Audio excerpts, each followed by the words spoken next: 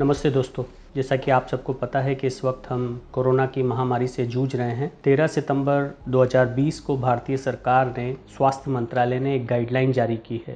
ये गाइडलाइन मुख्यतः उन लोगों के लिए है जो कोविड डिजीज़ से संक्रमित हुए हैं और अब डिस्चार्ज हुए हैं। ये इसलिए भी इम्पॉर्टेंट मानी जा सकती है क्योंकि तकरीबन 50 लाख केस हिंदुस्तान में अभी तक आ चुके हैं और हमारा रिकवरी रेट 78% के लगभग हो चुका है। वैसे तो इस गाइडलाइन को भारतीय सरकार ने 3 हिस्सों में बांटा है। एक उन इंडिविजुअल्स के लिए जो इस बीमारी से संक्रमित हुए और अब ठीक हो गए हैं, दूसरा कम्युनिटी के लिए सामाजिक स्तर पर क्या करना चाहिए और तीसरा हॉस्पिटल लेवल पे क्या करना होगा।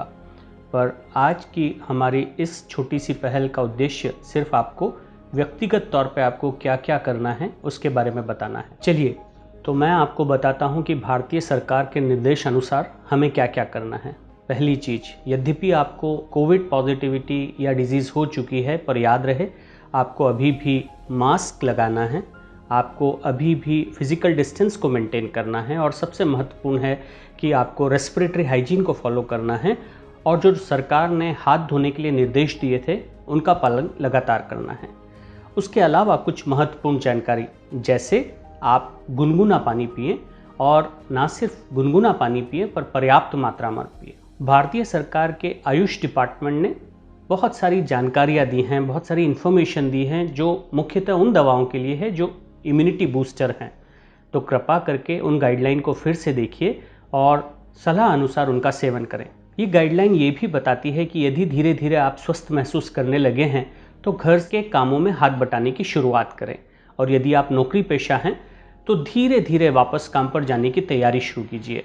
हल्का फुल्का व्यायाम कीजिए, जैसे प्राणायाम, योगासन, मेडिटेशन करें। विशेष तरह की श्वास की एक्सरसाइज, जिसे ब्रीदिंग एक्सरसाइज कहते हैं, वो आपके स्वास्थ्य के लिए बहुत उपयोगी रहेगी। पके हुए ताजे खाने का, न्यूट्रिटिव डाइट का सेवन करें, आराम करें और उपयुक्त समय तक नींद लें। ये गाइडलाइन ये भी बोलती है कि किसी भी तरह का मदिरापान या धूम्रपान ना करें। यदि आपको दवाइयाँ प्रिस्क्राइब की गई हैं जिस वक्त आप डिस्चार्ज हुए हैं, या यदि आप होम आइसोलेशन पे हैं और डॉक्टर्स ने आपको कुछ दवाएं प्रिस्क्राइब की हैं, तो उन्हें सिर्फ डॉक्टरी सलाह के अनुसार ही लें। यदि आपको कोई कोमॉर्बिडिटी है, जैसे हाइपरटेंशन, डायबिटीज़, और आप किसी भी तरीके की एलोपैथिक या आयुर्वेदिक दवाओं का सेवन करते हैं, तो अपने डॉक्टर को दिखाए बिना इन दवाओं का उपयोग ना करें। कोविड से रिकवरी के दौरान सेल्फ मॉनिटरिंग बहुत ज़रूरी है। आपको अपना temperature, blood pressure, blood sugar यदि आप डायबिटिक हैं, और पल्स ऑक्सीमीटर, जिसको ऑक्सीजन सैचुरेशन भी बोलते हैं, और यदि डॉक्टर ने आपको सलाह दी है तो ज़रूर से करें। यदि आपको सूखी खांसी या ड्राई कॉफ है तो नमक के पानी के गरारे करें। भाप की श्वास या स्टीम इनहेलेशन आपके लिए बहुत उपयोगी होगी। डॉक्टर के बताए अनुसार खांसी की दवा का भी सेवन किया जा सकता है। कुछ महत्वपूर्ण जानकारियाँ, जिसे अर्ली वार्निंग साइंस भी बोला जाता है, जैसे यदि आपका टेम्परेचर काफ़ी ज़्यादा हो जाए, 100 डिग्री या उससे ज़्यादा, यदि आपको सांस लेने में तकलीफ़ होना शुरू हो जाए, यदि आपके ऑक्सीजन का सैचुरेशन 95 से कम हो जाए, या आपको छाती में दुखने लगे, या आपको कोई कन्फ्यूजन होने लगे, या कोई एक फोकल वीकनेस यदि आपको पता लगे, तो आप तुरंत अपने डॉक्टर से संपर्क करें।